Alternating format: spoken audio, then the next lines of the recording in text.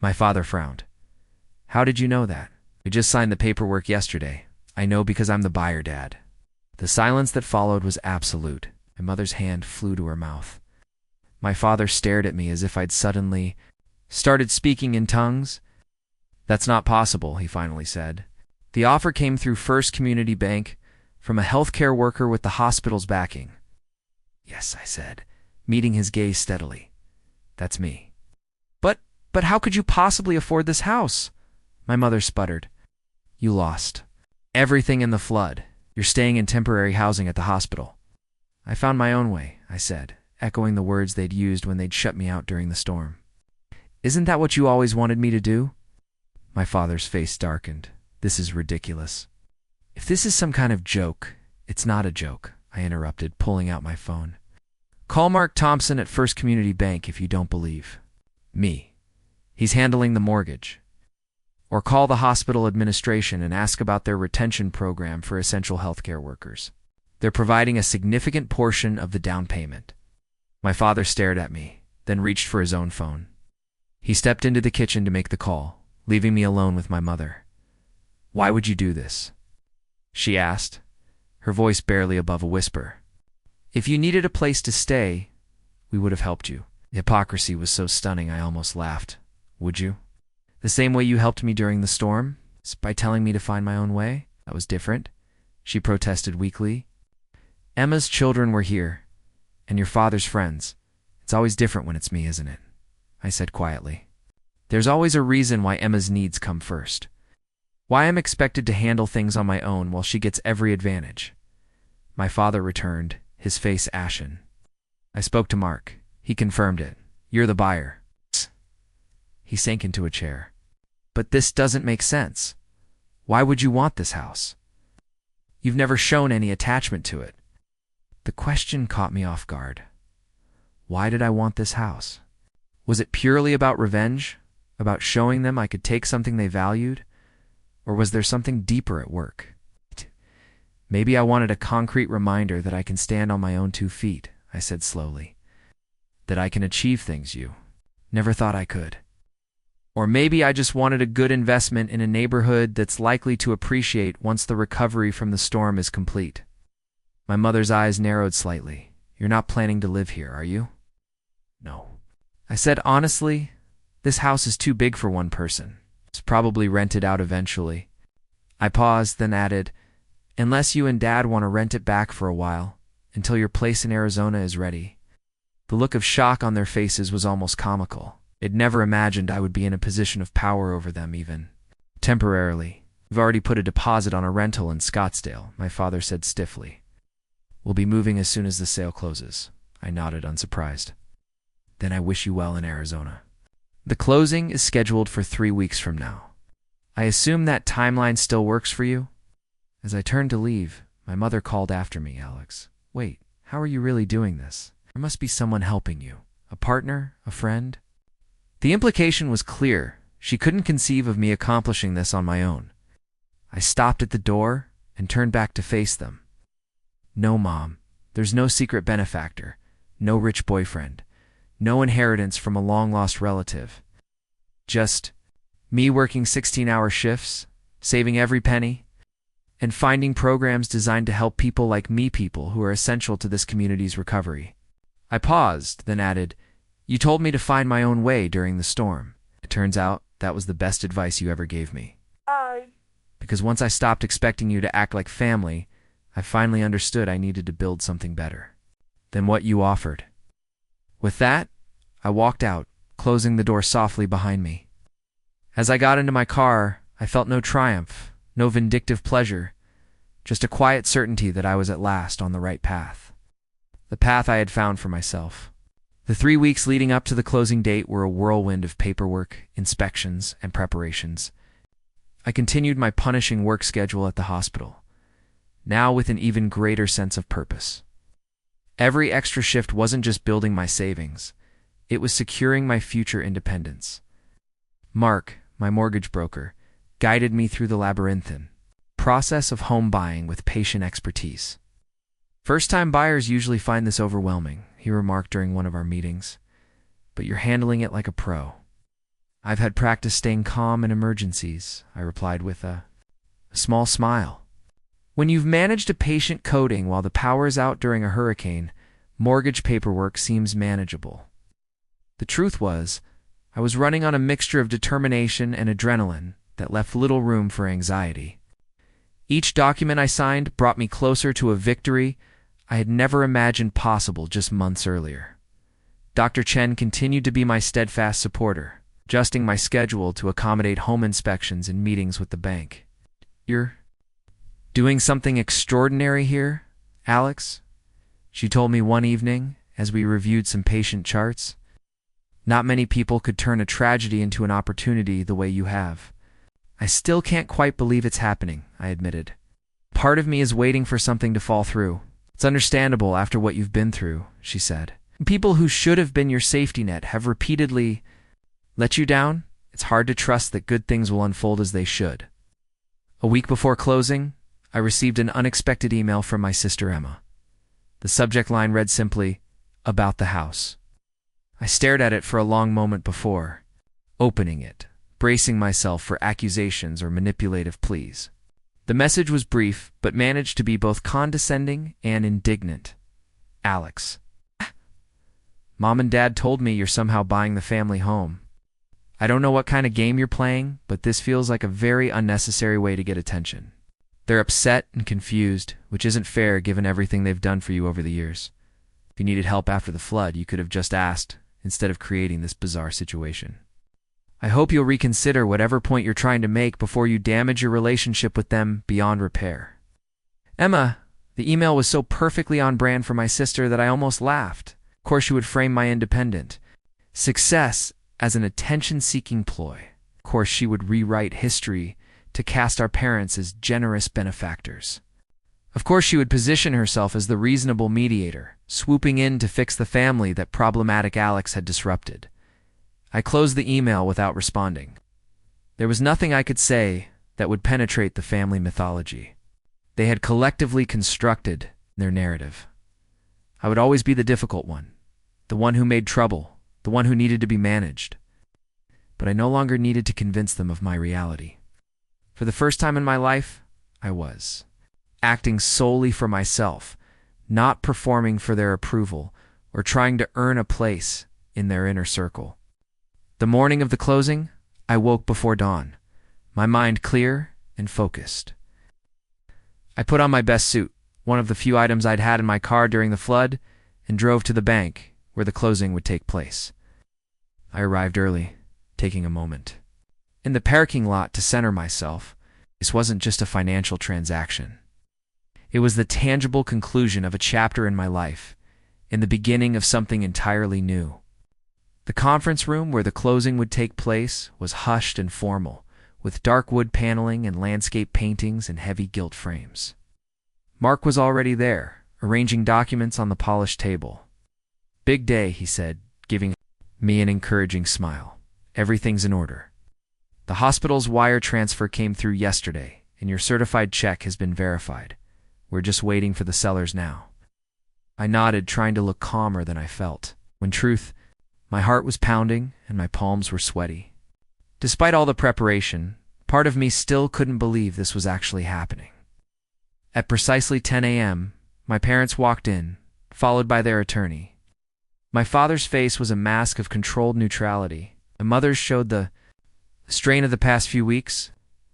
They nodded stiffly in my direction, but took seats as far from me as the conference table allowed. The closing attorney, a brisk woman named Ms. Winters, took charge immediately.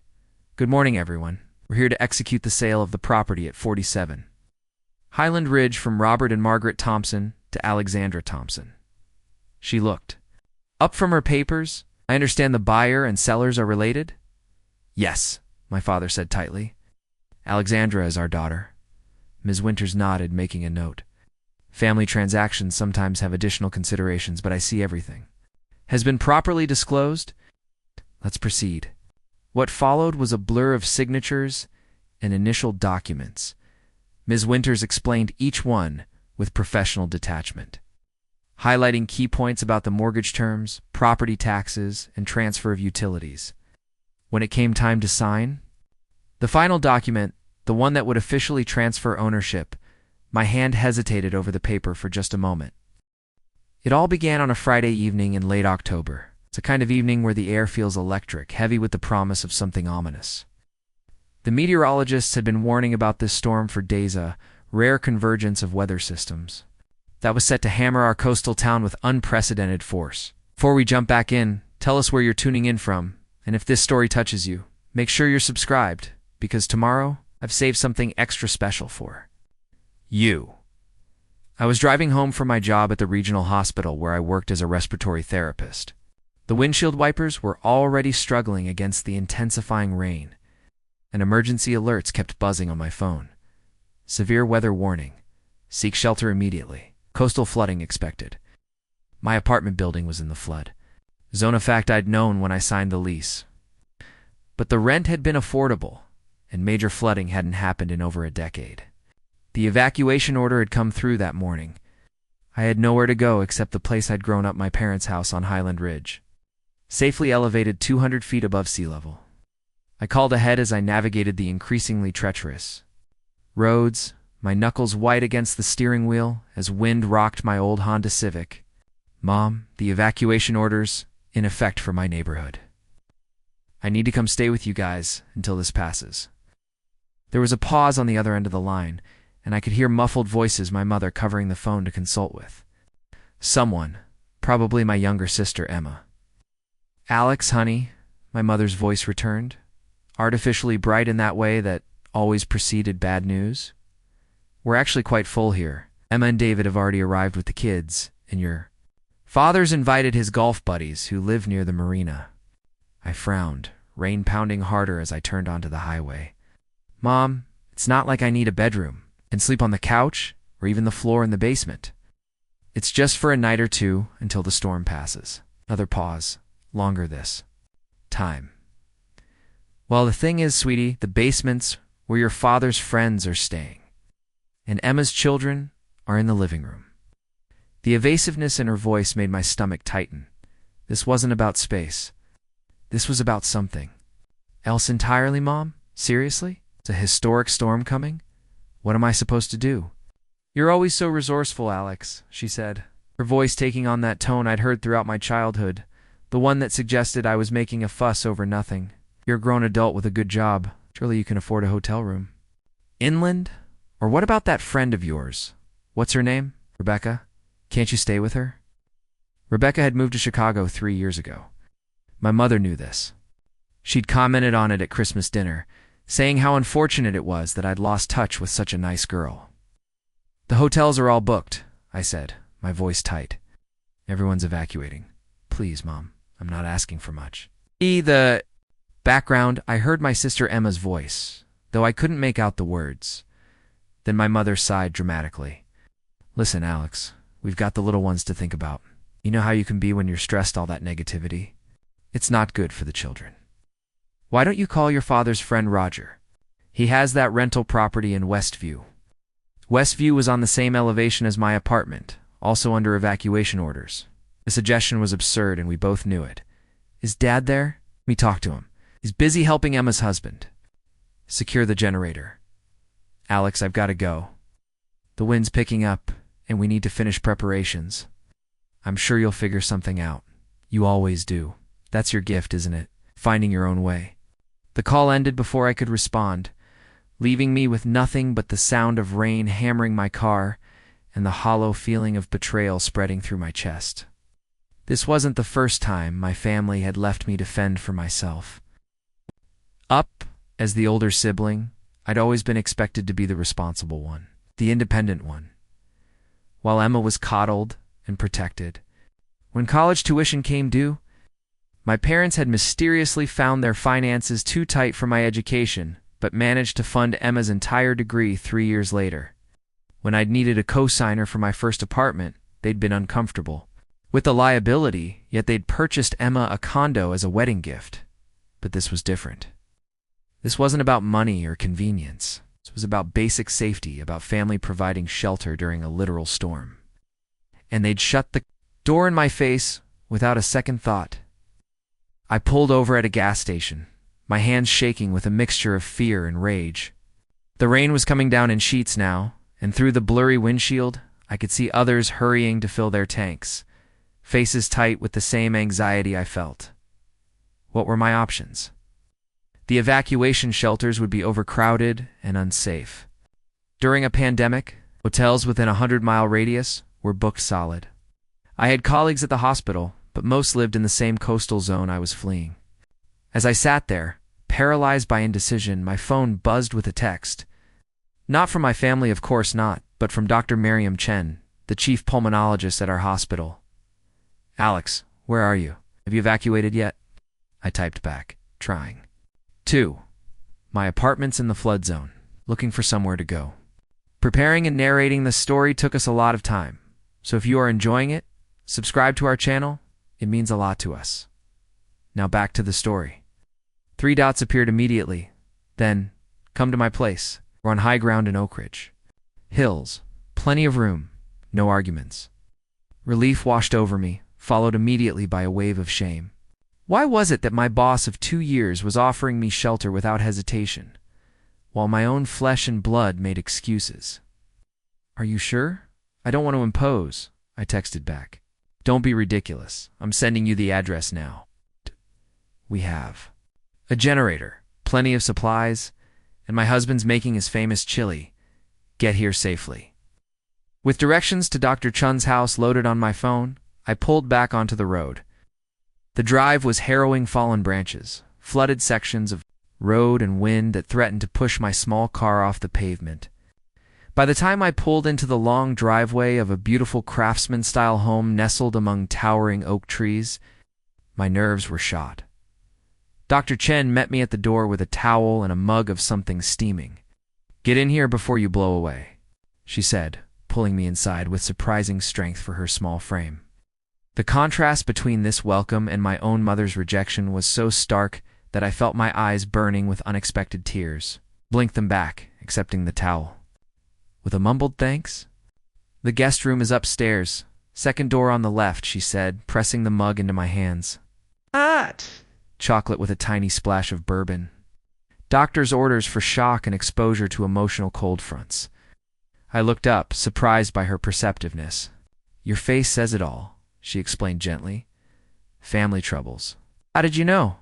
20 years in medicine teaches you to read people," she said, guiding me to a comfortable couch in a warm living room where her husband was arranging candles and flashlights on the coffee table. "Also, I've noticed you never talk about them, even when everyone else is sharing holiday horror stories in the break room." That night, as the storm raged outside, battering the house with wind and rain that sounded like it might tear the roof off, I found myself sitting in Dr. Chin's kitchen, pouring out the whole sordid history of my family dynamics. How I'd always been treated as a reliable yet somehow disappointing child. How Emma had been the golden child who could do no wrong. How my parents had repeatedly supported her financially, while insisting I learned financial independence. And finally, how they'd locked me out during a natural disaster because my sister's comfort was more important than my safety. "Have you ever heard of family scapegoating?" Dr. Chen asked, when I finally ran out of words. "It's a dysfunctional family dynamic, where one member becomes the repository for all the family's blame and negative projections." I hadn't, but as she explained the concept, pieces of my life that had never made sense suddenly clicked into place. The constant criticism, the different standards, the subtle ways I'd been pushed to achieve and then punished for my achievements. By being labeled selfish or thinking you're better than everyone. But why me? I asked the question that had haunted me for years. "What did I do?" "Nothing," Dr. Chen said firmly. "That's the cruelest part of it. It's not about you or anything you did. It's about what you represent to them, often their own unresolved issues or insecurities. The family scapegoat is typically the truth teller, the one who consciously or not refuses to participate in the family's shared delusions." I slept fitfully that night, Dr. Chen's words echoing in my mind as the storm howled outside. "Oh, bye." Morning reports were coming in of catastrophic flooding in the coastal areas, including my apartment complex. The power was out across most of the county, but Dr. Chen's generator hummed steadily, providing enough electricity for essentials and to keep our phones charged for emergency updates. You'll stay here as long as you need to, Dr. Chen insisted. When I mentioned finding a hotel once the road's cleared, we have plenty of room, and besides, I value having another medical professional around during a crisis. Over the next week, as the floodwaters receded and the extent of the damage became clear, I felt a strange mixture of emotions: surprise, confusion, and something else I couldn't immediately identify. Without giving myself time to reconsider, I pulled out my phone and called the number on the sign. Using my hospital's switchboard so my name wouldn't appear on my father's caller ID. "Hello?" My father's voice sounded distracted. I deepened my voice slightly. "Yes, I'm calling about the property for sale on Highland Ridge." Immediately, his tone changed to what I recognized as his business voice, the one he used for important clients and golf club associates. "Yes, indeed." "Are you interested in viewing the property?" "I'm interested in some details first." "How long has it been on the market?" "Just listed it last week, actually. We're relocating to Arizona. Warmer climate, you know." After that last storm, the wife and I decided we're done with coastal weather. I processed this information. They were moving across the country and hadn't even mentioned it to me. I shouldn't have been surprised, yet somehow I still was. "What's the asking price?" I managed to keep my voice steady. $850,000, but that's negotiable for a serious buyer.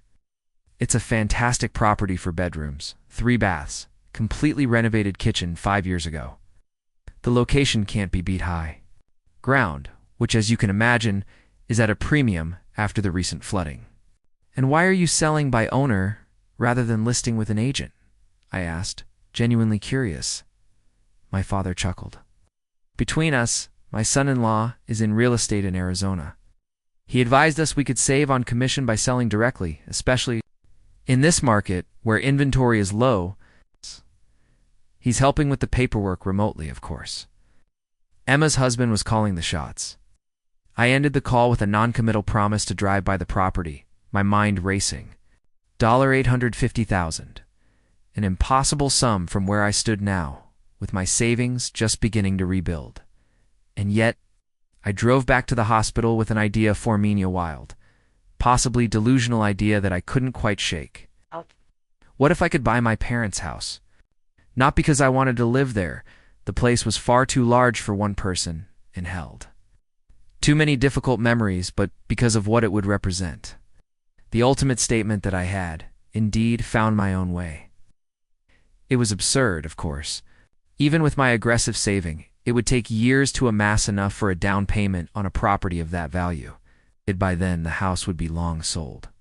That evening, I mentioned the coincidence to Dr. Chen as we shared a quick dinner in the hospital cafeteria between shifts. "Your parents are selling their house and moving to Arizona?" she repeated, looking surprised. "They didn't tell." "You," I shrugged, trying to appear less affected than I felt. "Apparently Emma and her husband are already looking at properties for them near their place in Scottsdale." Dr. Chen shook her head. "I'm sorry, Alex. That's remarkably inconsiderate. Even knowing what you've told me about them." "The funny thing is," I said, stabbing at my salad, "part of me had this crazy thought about buying it myself. Not that I could afford it, not even close. But there would be something poetic about it, you know?" Dr. Chen tilted her head, considering. "Me. Actually, that might not be as crazy as you think. Trust me, it's crazy. I've done the math. Even if I kept working double shifts for a year, I wouldn't have enough for the down payment." "Not necessarily," she said, lowering her voice. "Have you heard about the hospital's new retention program?" "Hadn't." With the chaos of the storm aftermath, administrative announcements had been the last thing on my mind. The board approved it last week. The hospital is hemorrhaging staff to higher-paying positions in other cities. The retention program includes forgivable loans for housing for essential staff who commit to staying for at least 5 years. Respiratory therapists are on the list of eligible positions. "Forgivable loans? For housing?" I repeated, not quite believing what I was hearing. "Up to 20% of a home purchase forgiven at a rate of 20% per year of continued employment. The idea is to literally invest in keeping skilled healthcare workers in the community." She smiled. "And from what I hear, your name came up specifically when they were discussing candidates for the program. Your work during and after the storm has been noticed." A spark of hope ignited in my chest, but I quickly tamped it down. Even with 20% covered, I'd still need a massive mortgage. No bank would approve me for that much. Well, Dr. Chen said carefully, my husband's brother works in mortgage lending at First Community Bank. They have special programs for healthcare workers, especially now when the hospital is seen as vital to the area's recovery. If you're serious about this, I could put you in touch. That night I couldn't sleep. The idea that it seemed like a fleeting fantasy was suddenly taking shape as a remote possibility. I opened my laptop and started researching in earnest the hospital retention program. First-time homebuyer assistance, special mortgage products for healthcare workers. By morning, I had a plan. It was ambitious, perhaps even reckless, but for the first time since the storm, I felt a sense of excitement about the future. The next few weeks were a blur of paperwork, meetings, and calculations. Applied for the hospital retention program and was approved for the maximum amount. 20% of a home purchase up to $200,000. I met with Dr. Chen's brother-in-law, who walked me through the complex world of mortgages and explained how my stable employment history and the hospital's backing could offset my relatively short credit history. With the hospital's contribution and the special healthcare worker program, we could potentially get you approved for a property up to $700,000. Mark explained during our third meeting. It would be tight, and you'd need to come up with at least 5% of your own funds for the down payment, but it's doable. $700,000, not enough for my parents. It's asking price of $850,000, but perhaps enough to make a credible offer if they were. Motivated to sell quickly, from my conversation with my father, I knew they were eager to join Emma in Arizona. Motivated sellers sometimes accept lower offers, especially from buyers who can close quickly. I threw myself into saving every possible penny. I picked up even more overtime, sold what few possessions I had of value, and lived on hospital cafeteria food and instant ramen. My temporary room at the hospital became even more spare as I eliminated every unnecessary expense. 2 months after? Discovering my parents' house was for sale, I had saved $38,000, an amount that shocked even me. Combined with the hospital's contribution and the special mortgage program, I was ready to make an offer. I decided not to reveal myself as the buyer initially. I wasn't playing games. I simply wanted the offer to be considered on its merits. Without the complicated dynamics of family relationships interfering, I asked Mark to represent me as a serious buyer, making an all-cash offer technically true. With the hospital's contribution counting as cash of $695,000, it significantly is below asking, Mark warned. They might reject it outright. They might, I agreed. But from what I understand, the market has softened since the storm. Many potential buyers have left the area, and there are concerns about future flooding, even on high ground. Plus, they're motivated to move quickly. Let's see what happens. Mark submitted the offer on a Tuesday. By Wednesday afternoon, he called with news. They've countered at $750,000, he said, sounding surprised. That's a significant drop from their asking price. They must be serious about selling. I did some rapid calculations. With the hospital's contribution maxed out at $200,000. I'd need to come up with more of my own funds or take a larger mortgage. It would stretch my budget to the breaking point, but it was potentially doable. Can we counter at $720,000? I asked. And can we include a quick closing timeline as an incentive? Mark agreed to try. The next day, to my amazement, my parents accepted the counteroffer. We were in contract for $720,000, with a closing date just 30 days away. Now came the moment I'd been both anticipating and dreading. It was time to reveal myself as the buyer. I decided to do it in person. On a sunny Saturday morning, I drove to Highland Ridge and parked in front of my childhood home. Through the front window, I could see my mother arranging items on the dining room table, probably for the estate sale they'd mentioned in their counteroffer documents. I took a deep breath and walked up the familiar path to the front door. When I rang the doorbell, it was my father who answered, his expression changing from polite inquiry to shock when he saw me. "Alex, what are you doing here?" "I heard you were selling the house," I said simply. "Can I come in? There's something we need to discuss." He hesitated, then stepped back, allowing me inside. The house looked different, boxes stacked in, corners, empty spaces where familiar furniture had stood, the walls stripped of family photos. My mother appeared from the dining room, her face registering surprise. "Alex, we weren't expecting you," clearly I said, unable to keep a hint of bitterness from my voice. "I had to find out you were moving to Arizona from a for sale sign." My mother had the grace to look embarrassed. "We've been so busy with the move, and you've been working such long hours at the hospital. We were going to tell you once everything was finalized." I nodded, not believing her for a second, but choosing not to argue the point. "I understand you've accepted an offer on the house." This wasn't just a signature. It was a declaration of independence, a reclaiming of power that had been denied me for too long. I signed my name with deliberate care, watching as the closing attorney notarized the document and handed me a copy, along with a set of keys. "Congratulations, Miss Thompson," she said formally. "You're now the owner of record." My father stood abruptly. "If that's everything, we'll be going. Our flight to Arizona leaves this evening." Ms. Winters looked surprised at the brusque departure but nodded. "Yes, everything is complete." "Safe travels." My mother lingered for a moment after my father had walked out. She looked at me with an expression I couldn't quite read, something between confusion and a grudging respect. "I still don't understand why you did this," she said quietly. I met her gaze steadily. "I know you don't. It's part of the problem." She seemed about to say something more, but then simply shook her head and followed my father out, the door closing behind her with a soft, final click. Just like that, it was done. The conference room fell silent, with only Mark and Miss Winters remaining. Mark said after a moment, "That was one of the more unusual closings I've been part of. Are you okay?" I realized I was clutching the keys so tightly that they were leaving imprints in my palm. I loosened my grip and took a deep breath. "I'm fine," I said, and was surprised to discover it was true. "Actually, I'm better than fine." As I walked out of the bank into the bright morning sunlight, weight I hadn't even realized I'd been carrying seemed to lift from my shoulders. The keys in my pocket felt both strange and significant, tangible proof that I had accomplished something remarkable. I drove directly to Highland Ridge, to the house that was now legally mine. The for sale sign had already been removed, and the property had a vacant, waiting quality to it. I parked in my driveway, and sat for a moment, taking it all in. This wasn't a homecoming.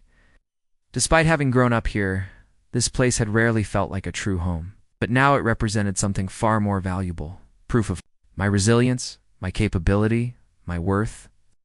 I unlocked the front door and stepped inside. The house echoed with emptiness, my footsteps resonating on the hardwood floors. My parents had taken most of the furniture, leaving only a few larger pieces they couldn't accommodate in their new place. Room by room, I walked through the house, seeing it with new eyes. This wasn't just the backdrop to my childhood anymore. It was an asset, an investment, a stepping stone to my future. Up next, you've got 2 more standout stories right on your screen. If this one hit the mark, you won't want to pass these up. Just click and check them out. And don't forget to subscribe and turn on the notification bell so you don't miss any upload from us.